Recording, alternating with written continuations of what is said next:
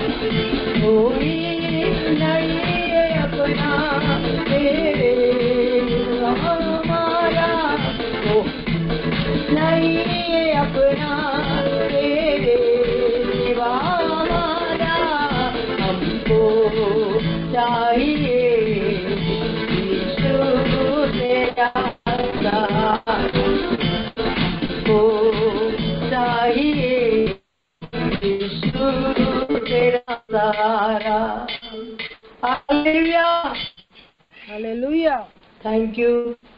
Hallelujah, धन्यवाद प्रभु जी। Hallelujah. परमेश्वर हमको चाहिए यीशु तेरा सहारा, कोई नहीं है हमारे तेरे सिवा। परमेश्वर हम विश्वास करते हैं परमेश्वर, हम आपका सहारा चाहते हैं परमेश्वर। दुनिया पाप से भरी हुई है परमेश्वर, यीशु मसीह ही पाप से छुटकारा देने वाला है। हमारे लिए मारा गया परमेश्वर, हमारे लिए गाड़ा गया परमेश्वर, आज भी जीवित है। हालेलुया। पुनरुत्थान और जीवन यीशु मसीह है, मार्ग सच्चाई और जीवन यीशु मसीह है। Hallelujah. Thank you sister Sheeba, God bless you. परमेश्वर आपको आशीष दे। हालेलुया। हम वचन से सुनेंगे। वचन से सुनाने के लिए हमारे मध्य पास्टर सन्नी वर्गीस अभी हमारे मध्य छत्तीसगढ़ से आए हैं। मैं अभिनंदन करती हूँ। पास्टर सन्नी, लाइन आपका है। Praise the lord. Praise the lord, praise the lord, praise the lord. मेरा आवाज सुनाई दे लो? Praise the lord. आवाज सुनाई दे रहा, पास्टर बोलिए। Praise the lord. Thank you. जीवित परमेश्वर को मैं धन्यवाद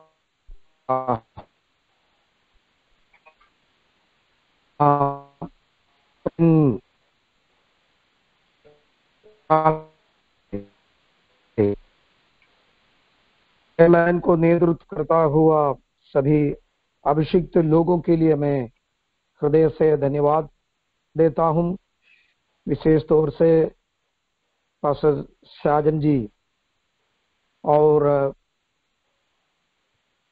बाकी लोग कौन कौन है मुझे नहीं मालूम, फिर भी आप सबको मेरा हृदय से सलाम, अभिनंदन, जय मसीह की। हालेलुया। प्रभु के वचन में इस प्रकार एक वचन लिखा है, सभोपदेश ग्रंथ, सभोपदेशक 4 अध्याय, उसका पहला आयत। तब मैंने वह सब अंधेर देखा जो संसार में होता है, और क्या देखा कि अंधेर सहने वालों के आंसू बह रहे हैं और उनको कोई शांति देने वाला नहीं। अंधेर करने वालों के हाथ में शक्ति थी, परंतु उनको कोई शांति देने वाला नहीं था। राजा सुलेमान अपना जीवन में उनका नजर में उन्होंने देखा हुआ एक गंभीर रूपी बात यहां पर लिखा है। अंधेर करने वाला एक विभाग, अंधेर करने वाला एक विभाग और शांति देने वाला और एक विभाग। सुलेमान का नजर में अंधेर करने वालों के हाथों में बहुत बड़ा शक्ति है और ये अंधेर सहने वालों के आंखों में आंसू है।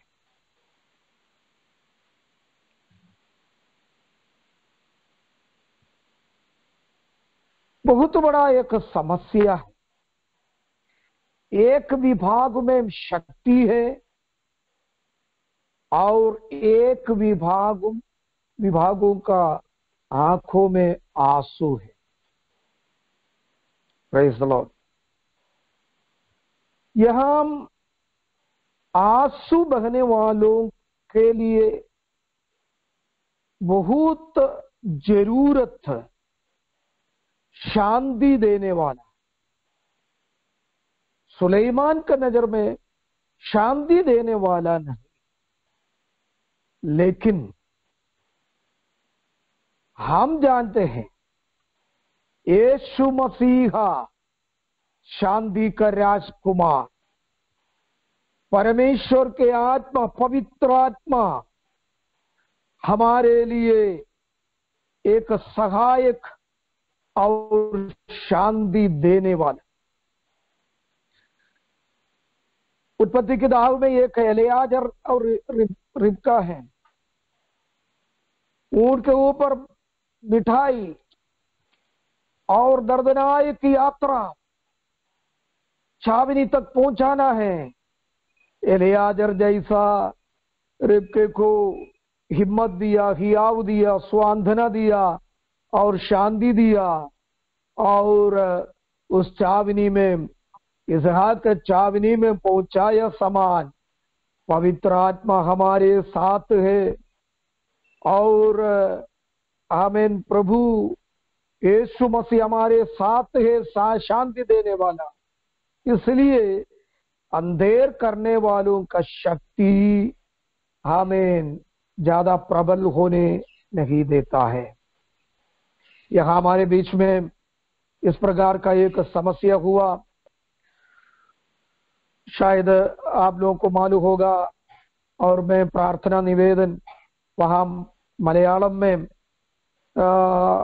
एक वॉइस मैसेज तैयार करके मैं प्रार्थना करने वालों के लिए भेजा, और हमारा ओक्लाहोमा प्रेयर लाइन में भी, उस व्हाट्सएप ग्रुप में भी भेजा।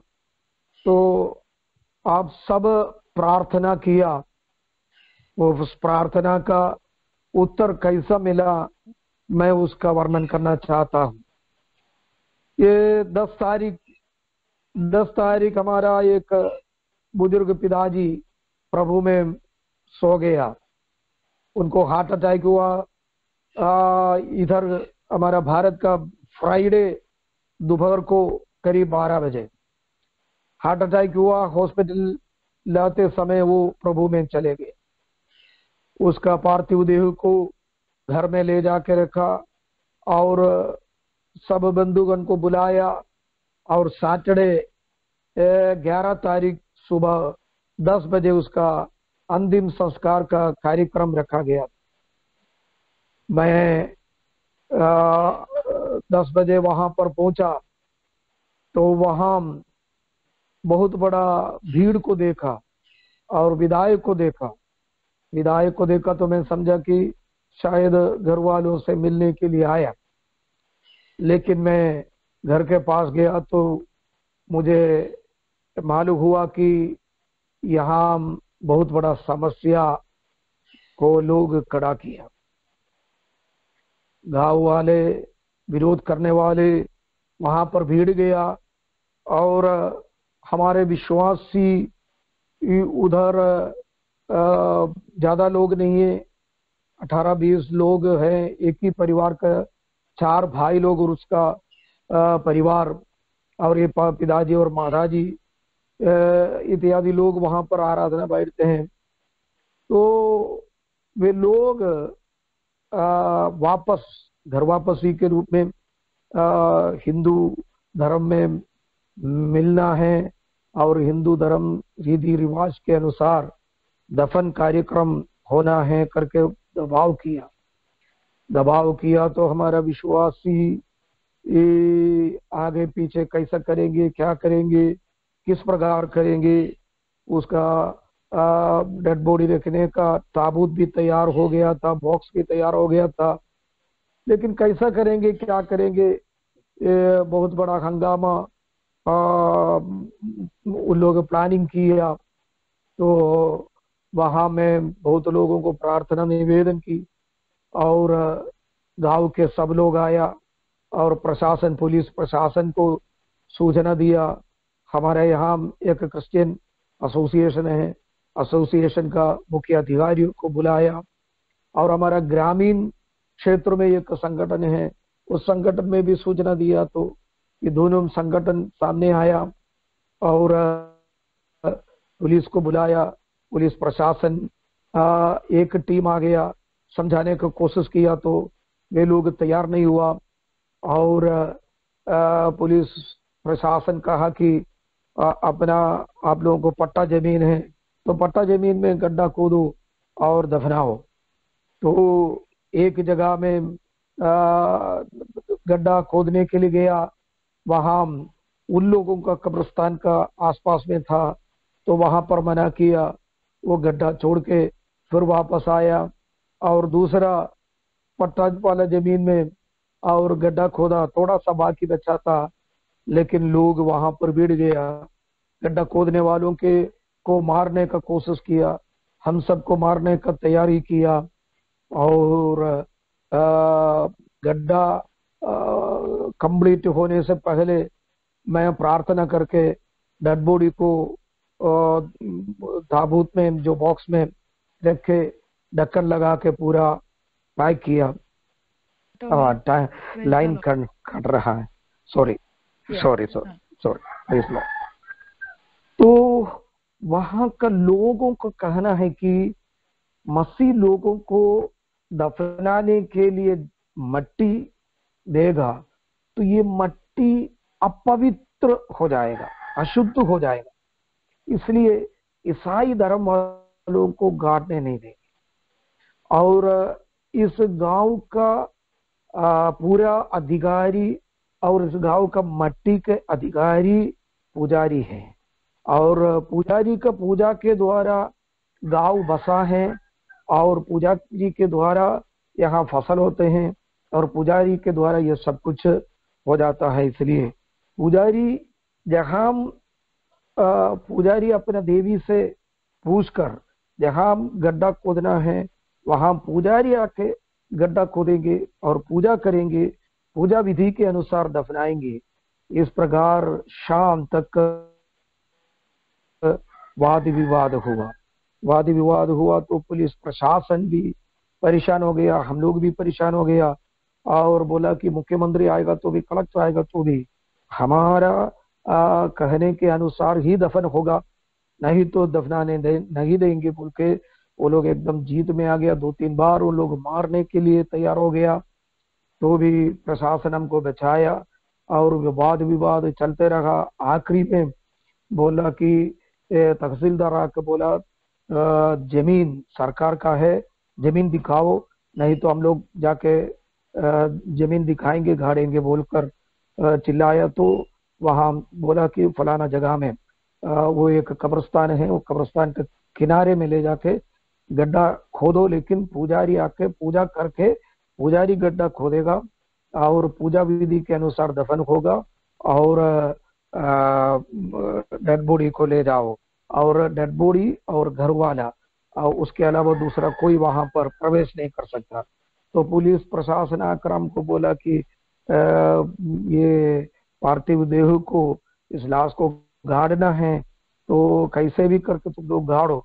तो हम लोग को मालूम हो गया कि कब्रिस्तान में इस परिवार को कन्वर्ट कराने का, घर वापसी कराने का कोशिश में है।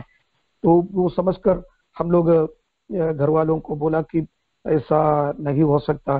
तो घर वालों का मन में एकदम हिम्मत आया। बड़ा बेटा एक स्कूल मास्टर है और मंजुला वहां पर खेतीबाड़ी करता है, सबसे छोटा वहां गाड़ी चलाते हैं, उनका घर में गाड़ी है, गाड़ी चलाते हैं और एक बहन उनका शादी हो गया। तो वो सबसे छोटा बेटा संजय इतना बड़ा पब्लिक का बीच में रोड में चले गया तो कम से कम बहुत बड़ा भीड़ और प्रशासन सब लोग रहा, सब लोगों के बीच में वो अपना गवाही को प्रस्तुत किया। बोला कि 18 साल पहले मेरा पिताजी मरने वाला था, मेरा पिताजी का शरीर पूरा सूज गया था। हाँ, हम इधर का पुजारी के पास ले गया, जादू टोना करने वाला सिरा के पास लेकर गया, माटी पुजारी के पास ले गया, हॉस्पिटल ले गया, कहीं भी मेरा पिताजी का प्राण को बचा नहीं पाया। आखिरी इस गांव का पुजारी और माटी पुजारी और जादू टोना वाले बोला कि ये आदमी को कहीं भी ले जाओ, उसका प्राण बचाओ, प्राण बच गया तो अच्छा है लेकिन ये मरने वाला है। तो किसी ने बोला कि प्रार्थना भवन में ले जाओ, वैसा हम लोग प्रार्थना भवन में लेकर गया, वहां प्रार्थना किया, मेरा पिताजी को छुटकारा हुआ और ये 18 साल इस दुनिया में जीवित रहा और खेत में काम करने का शक्ति हुआ। तो उस पिताजी हमको मार्गदर्शन दिया, पिताजी हमको एक जीवित प्रभु के बारे में समझाया। तो हम बच्चे थे, उस समय से हम प्रभु में आ गया, तो हम समाज को नहीं छोड़ा। और गांव वाले जो भी कहता है हम लोग सुनते हैं, और गांव वालों को कभी हम दबाव नहीं किया, और धर्मांतरण के लिए हम कुछ भी नहीं किया। हमारा मन में परिवर्तन आ गया, हमारे जीवन में प्रभु आश्चर्यकर्म किया, जो उपकार हमारे लिए किया उसको हम कैसा फूलेंगे बोलकर उन्होंने यीशु मसीहा का नाम लेकर वहां पर बहुत बड़ा एक गवाही को प्रस्तुत किया। सब लोग सुनने लगा, पुलिस प्रशासन भी सुनने लगा। तो उन लोगों का सिर थोड़ा सा झुक गया, तो वो लोग बोला ठीक है गड्ढा में लेके आओ और हम लोग दफनाएंगे। तो हम लोग मान गया। और आखिरी में बोला कि बॉक्स लेकर नहीं आना, ताबूत लेकर नहीं आना, बांस में बांध के लेके आना। तो हम लोग बोला कि 5 घंटा हो गया, बॉक्स के अंदर रखे उसको सील किया गया है, कीला ठोका गया है, तो उसको खोल के उसको बाहर निकालना दिक्कतों वाली बात है। इतना तक तुम लोग बोला, सब कुछ सुन लिया, लेकिन इसके बारे में हम लोग तैयार नहीं हैं। तो उन लोग बोला तुम लोग यदि बॉक्स लेके आएगा तो रास्ता में रुकेंगे, तुम लोग को मारेंगे।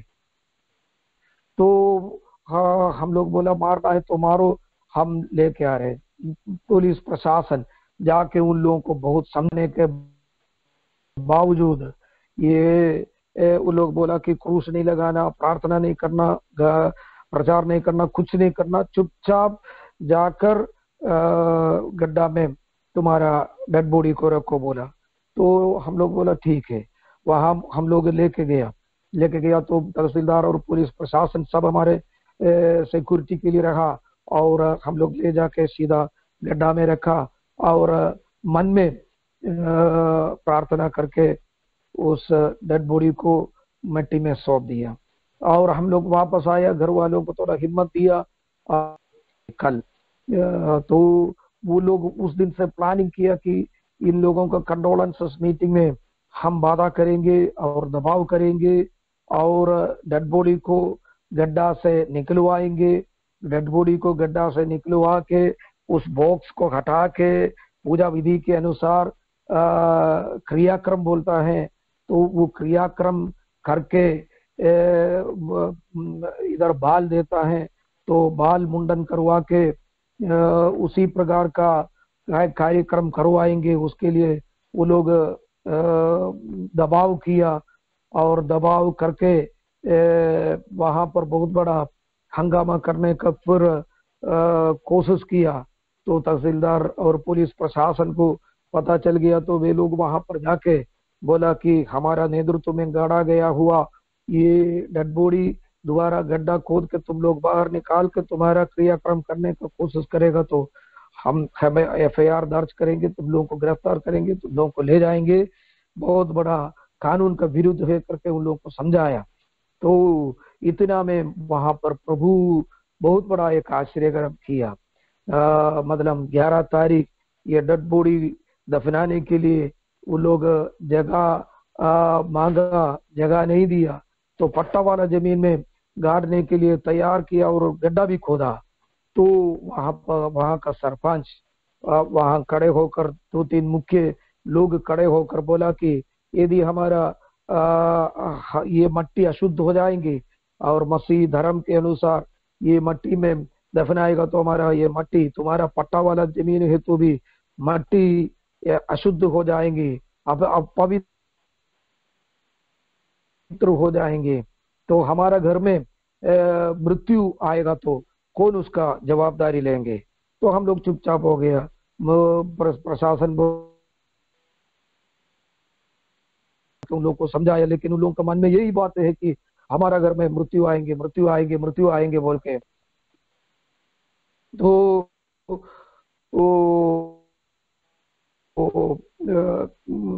ये 13 तारीख क्रियाक्रम उन लोगों का रीति रिवाज के अनुसार करना है करके दबाव किया। तो और उस समय सरपंच के घर में एक व्यक्ति मर गया। एक व्यक्ति मर गया तो पूरा गांव वाला सब सरपंच का घर में चले गया। हम लोग वहां पर घर वालों को बिठा के बहुत बड़ा हिम्मत दिया। हम लोग बोला तुम्हारा पिताजी अपना विश्वास है, अपना पिताजी बहुत बड़ा एक भाग्यशाली है, वो यीशु को ग्रहण किया तो आप लोगों के लिए अच्छा एक मार्ग दिखाया, और उनका मृत्यु का समय भी तुमको आगे जीने के लिए बहुत बड़ा एक मार्ग दिखा कर गया। और एक कन्वेंशन करेगा तो 2.5-3 लाख रुपया जरूरत है, सुनने वाला 50 कलीसिया का विश्वासी और पास्टर्स, उसके अलावा दूसरा कोई भी सुनने वाला नहीं। लेकिन बेटा संजय रोड में खड़े होकर इतना भीड़, कम से कम 1000 के ऊपर भीड़ था, उतना लोगों के बीच में गवाही बोला, वो प्रभु का नाम वहां पर आश्चर्य हुआ और प्रभु का नाम वहां पर महिमा हुआ। फिलिपियों के पत्रिका में लिखा अनुसार जो कुछ बातें मेरा जीवन में बीत गया, फिलिपियों 1:12 में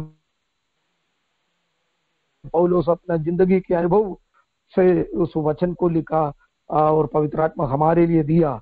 मैं उन लोगों को समझाए कि जो कुछ बातें मेरे जीवन में बीत गया वो सब कुछ सुसमाचार का बढ़ोतरी के लिए हुआ, सुसमाचार का सेवा उस दिन हुआ। यदि वहां सतावत नहीं होता तो 4 विश्वासी आएंगे और पास्टर आएंगे, हम लोग प्रार्थना करके चुपचाप ले जाके गाड़ते हैं।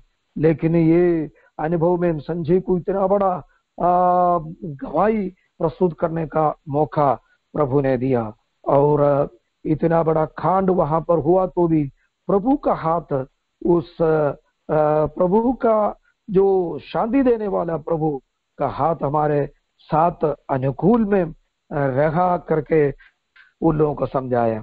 तो हमारे विरुद्ध में हंगामा किया हुआ लोग बीच में ऐसा चिल्लाने लगा कि यहूदियों का राजा हल्लेलुया, यहूदियों का राजा हल्लेलुया।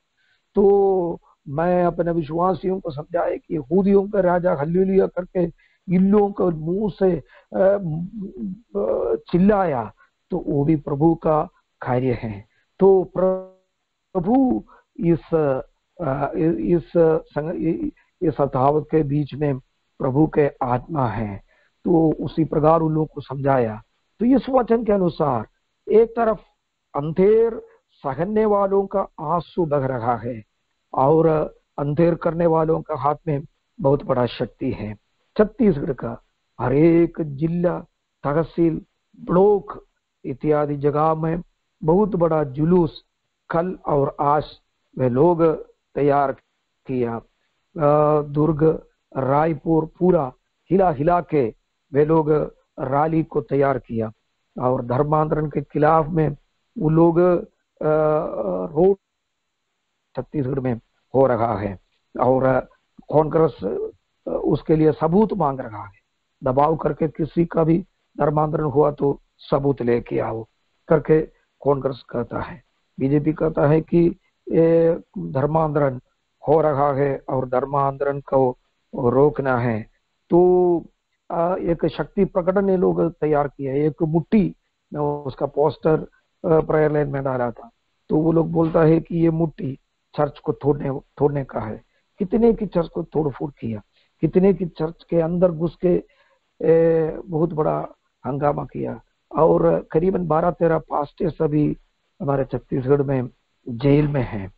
तो ये कारावास एक तरफ से हो रहा है, मारपीट दूसरा तरफ से हो रहा है, मृत्यु का समय जाके घर वापसी के लिए दबाव कर रहा है इत्यादि से हम लोग गुजर रहा है। मतलब प्रभु का वचन में लिखा अनुसार आमीन, अंधेर सहने वालों का आंसू छत्तीसगढ़ में गिर रहा है, गरीबों को आंसू गिर रहा है, भक्तगणों का आंसू गिर रहा है और पासवानों का आंसू गिर रहा है और आमीन, विरोध करने वालों का हाथ में बहुत बड़ा शक्ति है। हालेलुया। यहाँ सामने शांति देने वाला प्रभु की आत्मा और शांति देने वाला आमीन प्रभु हमारे बीच में कार्य करना है। तो आमीन, आगे हमारा उस गांव में क्या होगा, यहाँ का रीति के अनुसार यदि ऐसा एक घटना, ऐसा एक मृत्यु सरपंच के घर में हुआ तो उनको यही बात कहना है कि ईसाई धर्म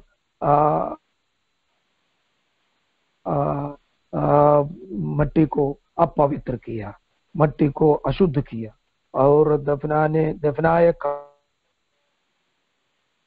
कारण हमारा घर में आमेन मृत्यु का आरंभ हुआ। जितना भी मृत्यु होगा सब हमारे ऊपर ही आरोपण आएगा। तो आमेन इस वक्त हमको प्रार्थना की बहुत जरूरत है, बहुत जरूरत है। कृपया करके छत्तीसगढ़ राज्य के लिए हमारे लिए प्रार्थना कीजिए।